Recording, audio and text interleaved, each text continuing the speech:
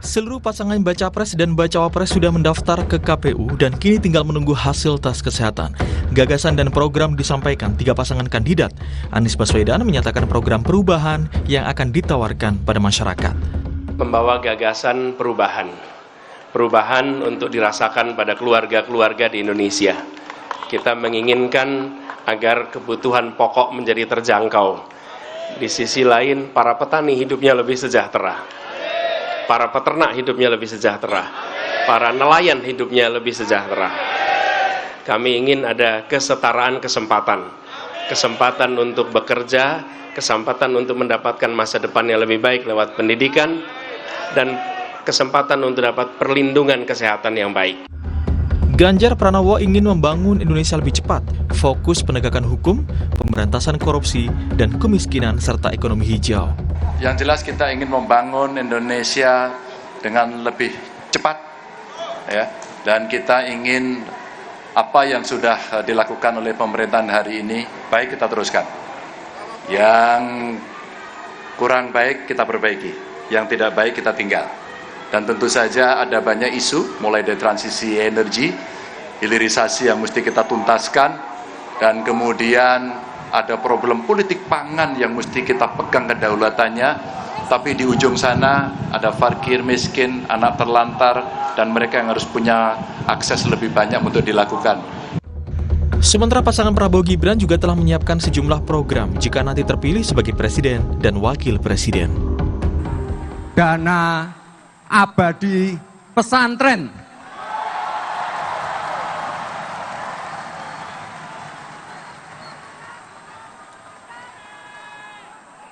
Dana abadi pesantren ini adalah mandat dari Undang-Undang Nomor 18 Tahun 2019.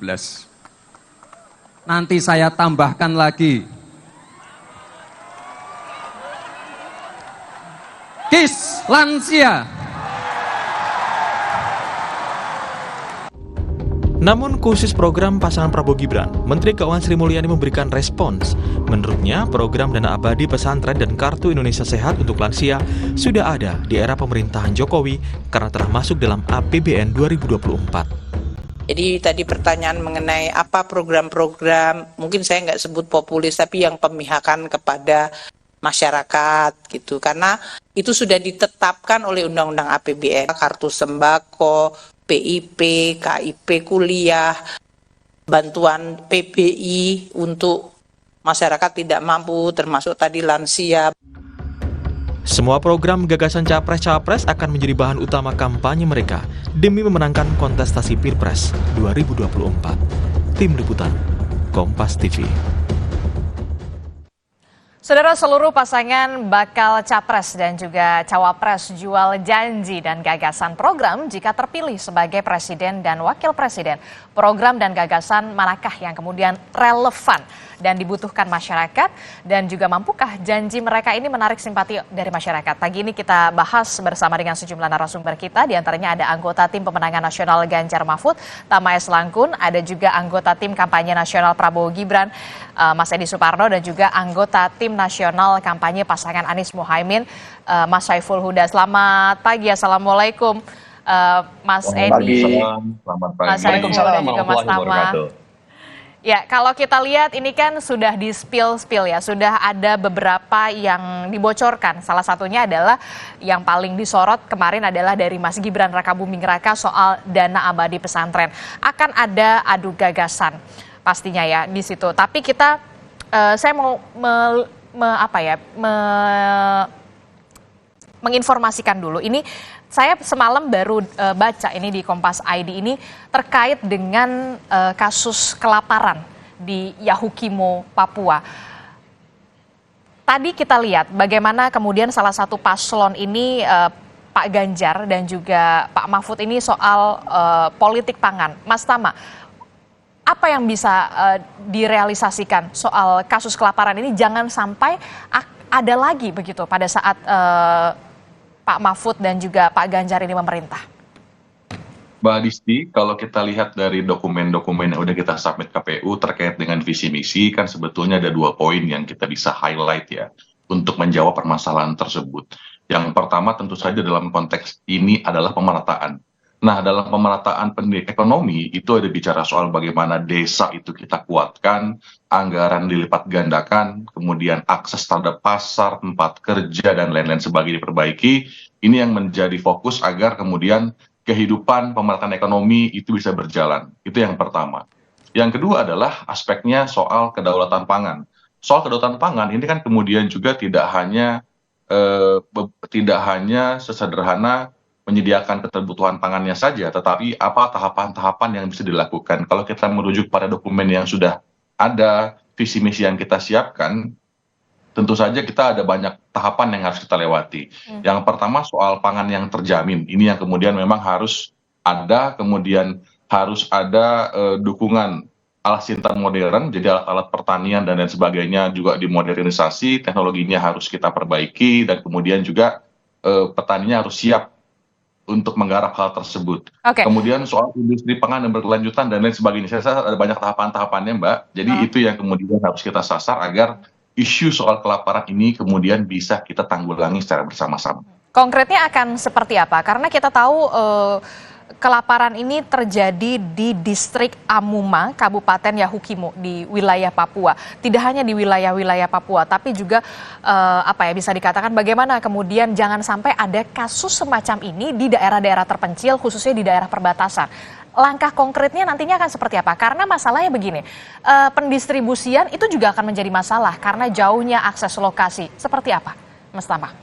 Ya. Dalam visi misi juga itu sudah dijelaskan, Mbak. Memang juga ada treatment khusus ya. Artinya memang ruang-ruang untuk daerah-daerah tertentu, khususnya Papua, itu juga masuk spesifik. Artinya penguatan di sana, akses terhadap jalan, kemudian pendistribusian, ketersediaan anggaran, bahkan kemudian sampai ke perbaikan birokrasinya dan lain sebagainya. Itu semua sudah kita masukkan, kita rumuskan dalam visi misi. Jadi mudah-mudahan apa yang kemudian jadi masalah hari ini itu bisa kita jawab, khususnya kalau kita bicara soal Papua, karena memang, Mbak, itu Papua betul-betul juga salah satu yang masuk di state dalam pernyataan atau rumusan gagasan yang disampaikan oleh Mas Ganjar dan Prof Mahfud. Jadi kalau soal nyatanya seperti apa, tentu kita harus lihat dari banyak sisi.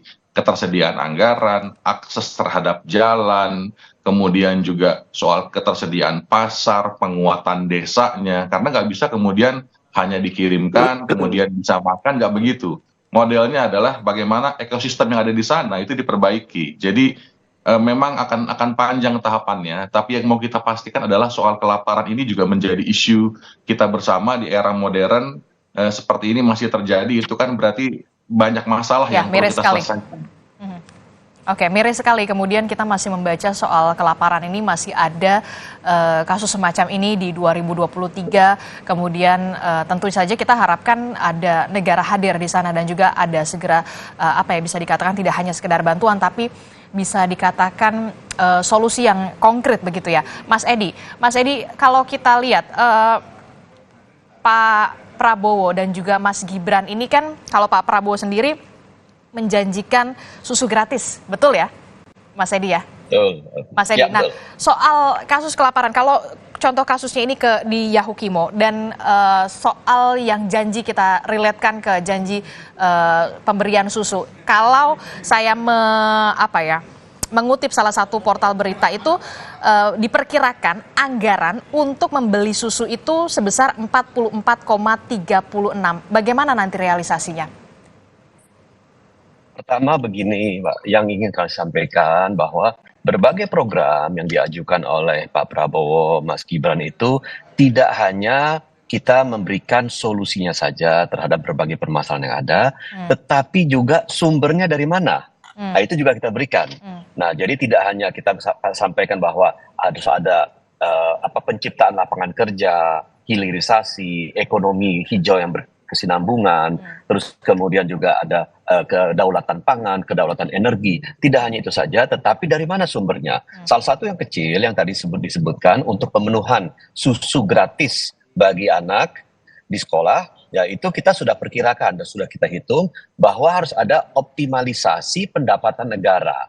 Oleh karena itu salah satu dari visi misi yang dalam program yang sudah dicantumkan adalah pembentukan Badan Penerimaan Negara. yang itu betul-betul berfokus untuk penerimaan negara. Kita ingin memisahkan antara penerimaan negara dengan institusi yang mengeluarkan dana. Nah, penerimaan negara ini juga kita lihat saat ini tax ratio di Indonesia itu terendah di ASEAN. Kita itu tax ratio-nya masih di bawah 10%, 9,3%. Nah, ini ada ruang yang besar untuk meningkatkan tax ratio itu. Berdasarkan rekam jejak yang sudah ada, tax ratio itu bisa meningkat dengan aturan yang ketat antara 0,5 sampai 0,6% per tahunnya. 1% peningkatan tax ratio itu berarti pendapatan negara bertambah 210 triliun rupiah. Dan itu bukan angka kecil. Ini adalah angka untuk menambal APBN yang saat ini terpaksa harus kita tambal kekurangannya melalui hutang. Nah, ini salah satunya adalah peningkatan tax ratio. Bagaimana cara kita meningkatkan tax ratio? Pengawasan diperketat, digitalisasi, otomatisasi sistem itu harus dilakukan. Dan untuk investasi digital sistem itu tidak memerlukan dana yang banyak. TKDN-nya pun tinggi. Jadi kita sudah memberikan solusi komprehensif terhadap apa yang dibutuhkan dan dari mana sumbernya. Itu, dan kita di dalam visi misi itu juga ditekankan bahwa kita akan minimalisasi penambahan hutang negara ke depannya. Oke, jadi bisa dikatakan ketika ada nanti programnya itu terrealisasi begitu ya, soal susu gratis saja kalau misalkan itu ada harus menyiapkan 44,3 triliun rupiah. Ini dengan mempertimbangkan ini jumlah murid itu sekitar 57,98 juta dan jumlah harinya 255. Jadi sudah tahu ya dari mana uangnya begitu ya? Ya, jadi kita tidak hanya bicara bahwa kita akan menyediakan apa yang akan ditawarkan kepada masyarakat, tetapi juga sumber dananya harus jelas dan itu bukan dari hutang. Oke, jadi jangan sampai ngutang begitu ya? Jangan ada hutang tambahan yang tidak perlu. Oke, saya ke Mas Saiful. Mas Saiful, kalau pasangan Anies Muhaimin kan kalau kita tahu kan selalu membawa gagasan perubahan. Nah, kalau untuk soal kelaparan, kemudian juga tadi kalau Mas Edi bilang kalau Pak Prabowo dan juga Mas Gibran ini soal gagasannya susu gratis, perbaikan gizi terhadap ibu hamil. Nah, kalau untuk pasangan Anies Imin ini seperti apa? Perubahan apa yang nantinya bisa diberikan kepada masyarakat? Ya, terima kasih Mbak. Yang pertama, kasus kelaparan itu potensinya tidak hanya yang terjadi di Papua. Kita hari ini punya 8-9 juta masyarakat kita yang pada posisi kemiskinan. Nah, pada konteks itu potensi kita untuk terjadi kelaparan di mana-mana cukup besar. Kita selalu sampaikan kita satu negara, satu bangsa, tapi belum satu kemakmuran. Kasus ini yang menjadi agenda perubahan kita. Kami mendorong 8 jalan perubahan, 2 diantaranya adalah menyangkut soal ketersediaan pangan yang mencukupi dimanapun. Indonesia yang begini makmur, saya kira tidak boleh ada yang kelaparan. Nah, pada konteks itu ketersediaan bahan pokok yang murah, yang bisa diakses dimanapun penduduk dan masyarakat kita berada, negara harus hadir dalam suasana menyediakan bahan pangan yang pokok dan tersedia di mana-mana. Oke, langkah konkretnya akan seperti apa untuk pasangan Anies Imin ini? Dari 8 jalan perubahan itu, kami mendorong bagaimana proses pembangunan tidak hanya bertumbuh pada pertumbuhan, tapi minus pemerataan. Jadi kenapa terjadi kemiskinan, kenapa terjadi kelaparan di berbagai tempat? Karena basis pembangunan kita tidak berbasis kewilayahan. Semua cara pandangnya serba Jakarta, padahal kebutuhan di Papua, kebutuhan di Sumatera, kebutuhan Jawa sebagian yang lain, itu perlu pendekatan pembangunan yang berbeda. Nah, pada konteks itu kita menawarkan 8 jalan perbaikan dalam konteks bagaimana pemerataan, bagaimana proses pembangunan ini harus berbasis 8 kewilayahan yang ada di Indonesia ini. Iya, Pemerataannya ini langkah konkretnya akan seperti apa untuk Anies Imin? Kalau misalkan Mas Edi kan sudah melakukan satu programnya susu gratis, perbaikan gizi terhadap ibu hamil. Kemudian kalau dari pasangan Ganjar Pak Mahfud ini soal kedaulatan pangan. Nah, kalau untuk Anies Imin sendiri langkah konkretnya ini pemerataannya akan seperti apa? Apakah akan ada perbaikan pertanian, petani, peternak atau seperti apa? Pasti 5 tahun, 10 tahun terakhir kami concern menyangkut soal bagaimana menciptakan pertumbuhan ekonomi berbasis desa. Dana desa yang sekarang baru 1 sampai 1,5 miliar per desa, kami akan dorong paling tidak 5 miliar per desa per tahun di masa-masa yang akan datang. Karena kita ingin ketimpangan pembangunan di kota dengan di desa harus disudahi dengan cara kita perkuat pembangunan berbasis pada desa-desa. Karena hampir 49% penduduk kita ada di desa-desa, dan walaupun penduduk kita banyak di kota, hanya selisih 1-2%, tapi menyangkut soal kemiskinan adanya di desa. Nah, mengintervensi penyediaan bahan pokok pangan di desa itu menjadi sangat penting.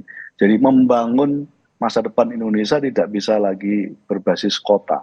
Ke depan dari desa kita harus membangun Indonesia. Salah satunya adalah memperkuat desa, menyelenggarakan berbagai kebutuhan yang dibutuhkan oleh masyarakat. Salah satunya adalah ketersediaan pangan yang mencukupi di desa-desa kita. Oke, kalau tadi Mas Saiful bilang kan tadinya 1 miliar sampai 1,5 itu satu desa begitu ya dapatnya segitu. Nah berarti untuk pasangan Pak Anies dan juga Caimin ini akan didorong sampai 5 miliar begitu ya? Betul ya? 5 miliar satu desa ya? Mas Saiful? Betul. Ya, 5 miliar satu desa. Kami akan mendorong. Uangnya dari mana? Sumbernya dari mana? Dari APBN. Selama ini dana desa kita baru 70 miliar, mohon maaf 70 triliun, padahal di dalam amanat undang-undang desa semestinya paling tidak 10% dari APBN kita, itu kurang lebih sekitar 300 triliunan. Sangat mungkin. Bagaimana caranya? Kita akan perkecil, kita akan kurangi berbagai alokasi anggaran yang selama ini dikelola oleh kementerian-kementerian kita, yang sebenarnya beririsan langsung dengan desa-desa. Tugas dan fungsi yang selama ini ada di kementerian akan kita dorong ke depan menjadi tugas dan fungsi desa. Anggaran yang bertumpu di kementerian kita akan kurangi dan kita akan jadikan sebagai dana desa ke depan. Kami sudah mensimulasikan dan cukup mungkin alokasi anggaran kita untuk kita dorong menjadi dana desa 5 miliar per desa per tahun. Bukan untuk aparat desa, tapi untuk kesejahteraan dan kemakmuran masyarakat yang ada di desa-desa yang berjumlah 74.937 desa di seluruh Indonesia. Karena kalau kita lihat peningkatannya signifikan sekali dari 1 miliar sampai ke 5 miliar. Jangan sampai kemudian pengawasannya ini harus betul-betul diawasi begitu ya. Jangan sampai ada membuka celah korupsi, itu yang kemudian dikhawatirkan kita juga, Mas Saiful. Kalau untuk soal gagasannya betul, saya apresiasi soal itu karena dari 1 ke 5 miliar begitu.